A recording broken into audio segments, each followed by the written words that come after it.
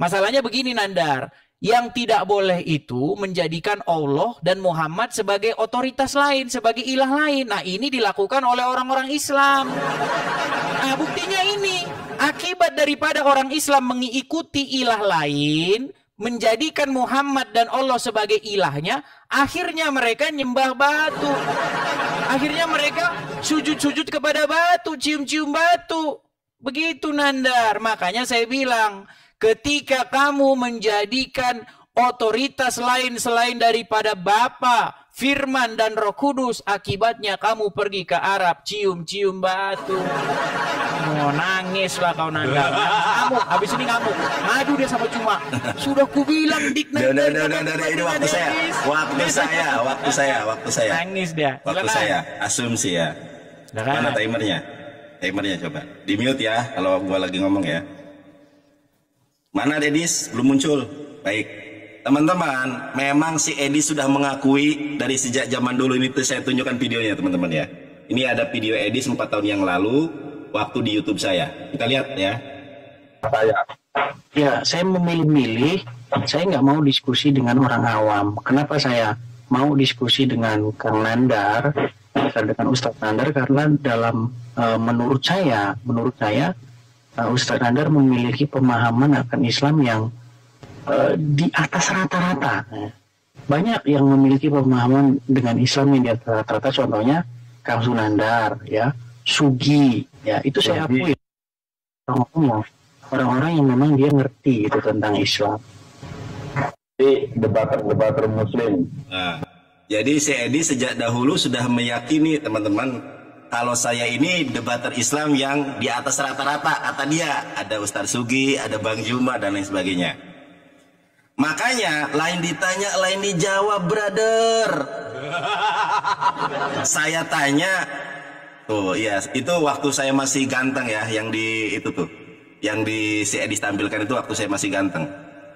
Nah, jadi si Edi sini lain ditanya, lain dijawab. Dis, saya tunjukkan konsep Tritunggal ya kepada kamu.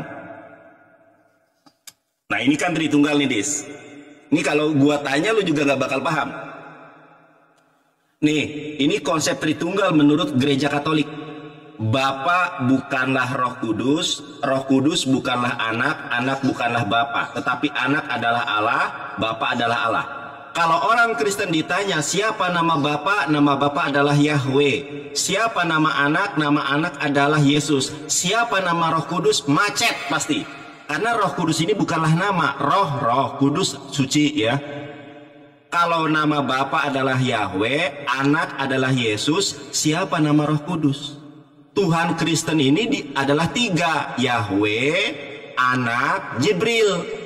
Karena kalau kita bertanya teman-teman kepada orang Kristen, nih, saya jamin kalau Paulus hidup dan bangkit kembali dari kuburnya, saya ajak debat, pasti dia kalah. Saya tanya sama Paulus, yang nggak jelas Bapa dan nama ibunya siapa?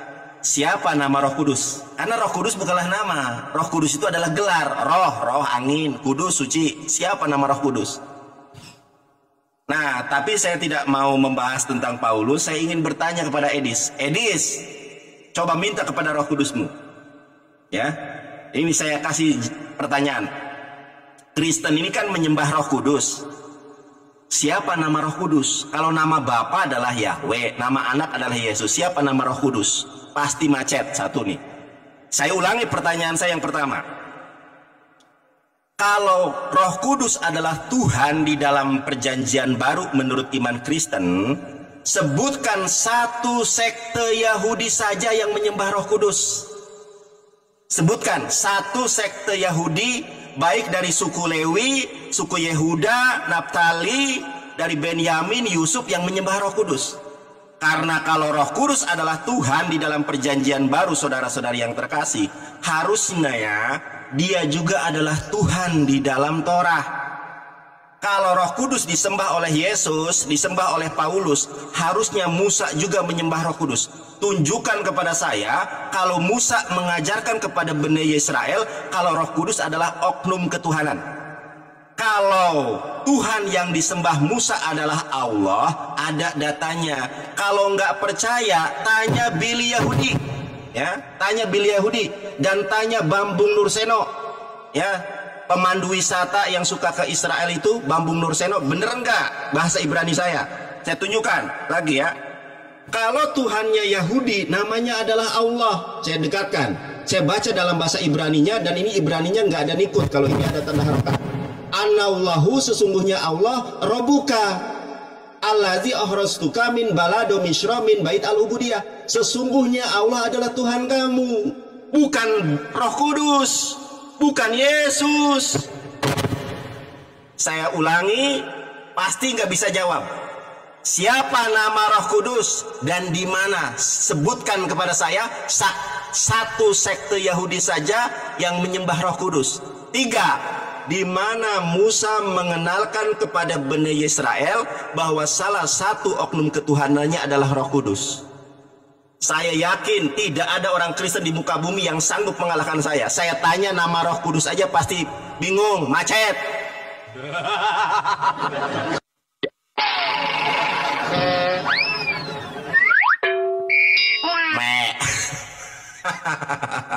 Aduh, Edis tegang nih, Edis. Kita tanggapi teman-teman ya, santai. Santai, Nandar, jangan kejang-kejang ya. Baik. Loh, ya. Jadi teman-teman sekalian ya, yang menjadi masalah dasar kenapa diskusi buntu, karena kita ini diskusi sama orang pagan Quraisy. Diskusi sama agama pagan Quraisy yang nempel-nempelin agamanya ke dalam Bible. Begitu. Jadi begini Nandar, pertanyaan kamu begini. Mana saya debater Kuningan dari tanah Pasundan? Dengar. Masalahnya begini Nandar, yang kamu maksud menyembah tuh apa sih? Apa yang kamu maksud menyembah? Di mana di dalam Bible suruh nyembah Roh Kudus? Coba saya tanya dulu, pengertian menyembah tuh apa maksud kamu sebagai menyembah? Kalau begini-begini, ya memang gak ada Nandar. Karena memang agama orang Quraisy ini begini-begini. Itu namanya menyembah. Gini. Terus begini. Ya ngapain Nandar? Ya memang kagak ada perintahnya. Begitu loh. Makanya pengertiannya dulu Nandar. Setiap kita bicara itu harus pengertian. Misalnya membahas apakah Yesus itu Tuhan? Apakah Roh Kudus itu Tuhan? Apakah Bapa itu Tuhan? Tuhan itu apa dulu? Gitu loh. Apa dulu? Soalnya kalian itu Tuhan itu zat gitu. Jadi gak nyambung. Gak nyambung. Gitu loh. Karena di dalam kepala orang Islam, Tuhan itu adalah zat. Makanya kita harus bicara definisi dulu. Nah, kalau di dalam Bible, kata yang kamu maksudkan itu maksudnya adalah avodah. Ya, avodah. Apa sih avodah itu? Avodah itu maksudnya pengabdian, penghambaan, dalam bahasa Arabnya ibadah, bahasa Arabnya. Nah, di dalam Al-Quran ada juga satu ayat, tidaklah diciptakan jin dan manusia kecuali untuk beribadah. Nah, kalau kamu artikan ibadah ini adalah menyembah yang kayak begini-begini, berarti orang Islam harus begini-begini terus 24 jam. Nggak boleh tidur, nggak boleh. Karena diciptakannya hanya untuk menyembah, untuk ibadah. Nah, makanya pengertian ibadah itu apa dulu? Nah, ibadah itu adalah penghambaan diri, dari kata abdu, hamba, penghambaan diri. Nah, apakah kita wajib menghambakan diri kepada Roh Tuhan? Jelas. Ketika Roh Tuhan itu tinggal di hati kita, kita harus menghambakan diri kepada Roh Tuhan itu dengan cara mengikutinya, mentaatinya. Seperti itu Nandar, ya. Jadi pengertian dulu ya, pengertiannya dulu biar bahasa kita nggak kacau balau. Begitu. Nah, kemudian yang kedua, siapa nama Roh Kudus? Nama Roh Kudus siapa? Kalau kenapa harus ada namanya? Nah, sekarang saya tampilkan satu ayat di dalam Al-Quran misalnya. Di dalam Quran, surat Maryam, ayat yang ke-16 misalnya. Cek aja, 16, 17, 18, sampai 19. Di situ ada Allah mengutus Ruhana. Ruhana yang menjelma di hadapan Maryam menjadi manusia. Siapa namanya? Siapa namanya Ruhana di situ? Masa harus ada namanya? Jadi pertanyaan kamu sudah relevan. Roh Tuhan ya Roh Tuhan. Begitu. Ya, itu. Saya jawab semua loh pertanyaanmu ya. Nah, kemudian tadi kamu tanya, kamu bilang, Di dalam Bible, nama Tuhannya itu adalah Allah. Nah, ini lagi mimpi di siang bolong nih. Mimpi siang bolong. Nandar, tidak ada satu nabi, nggak ada satupun nabi, bahkan nama Muhammad sendiri itu tidak mengandung nama Allah. Nggak mengandung. Tetapi nama para nabi-nabi itu selalu mengandung nama Yah. Ya, menunjukkan bahwa nama Tuhan itu memang Yahweh atau YHWH. Ya. Nah, contohnya siapa? Siapa-siapa di dalam Bible yang mengandung nama Yah? Contoh, Zakaria. Kemudian Yesayahu. Ya, Yehezkiel, Yeshua, Yesus sendiri, ya, mengandung nama Yah semua. Bahkan ada dalam Quran nama Yah itu, misalnya Yahya, ya, kemudian Zakaria ada. Nah, masalahnya ini Allah ini dari mana? Gitu loh. Nah, itu Nandar ya, tolong, itu sudah saya jawab semua. 3 pertanyaanmu saya jawab. Nah, 1 tadi pertanyaan saya nggak kamu sentuh tadi Nandar. Ini kan kamu tadi mempromosikan tauhid. Nah, tolong kamu jelaskan. Kalau tauhid itu artinya adalah satu, kenapa Allah tuh ngomong dirinya itu kami? Kami. Namanya kami itu ya bukan satu, Nandar. Kami tunggal itu dari mana? Kamu kebanyakan minum oskadon. Aduh, kami kok satu. Silakan dijawab. Udah mukanya Nandar. Udah beda mukanya. Bentar lagi sekarang jadi dimarahin Bang Juma ini. Iya. Silakan. Oke, lihat ya. Ya, saya jawab pertanyaan Edis dulu. Edis, ingat ya, di dalam ini teman-teman harus dicatat, direkam baik-baik ya. Di dalam Al-Quran tidak pernah Allah ketika berbicara tentang objek penyembahan menggunakan kata kami. Tidak ada. Sembahlah kami, nggak ada. Ketika Allah berbicara tentang eksistensinya sebagai objek penyembahan, itu senantiasa menggunakan kata aku. Nggak ada kata sembahlah kami, nggak ada. Contoh, saya buka Quran surat Toha 20 ayat ke-14. Teman-teman lihat ini ya.